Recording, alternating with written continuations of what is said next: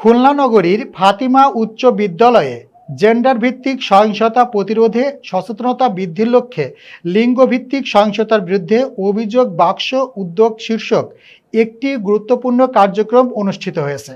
প্রতিনিধি কাজী আতিক জানান, বুধবার সকালে কেএমপির ভিকটিম সাপোর্ট সেন্টারের উদ্যোগে নবলোক ও ওয়াটার এইডের সহায়তায় এই অনুষ্ঠানের আয়োজন করা হয়। এ সময় অনুষ্ঠানে প্রধান অতিথি হিসেবে উপস্থিত ছিলেন খুলনা মেট্রোপলিটন পুলিশের কমিশনার মোহাম্মদ জাহিদুল হাসান।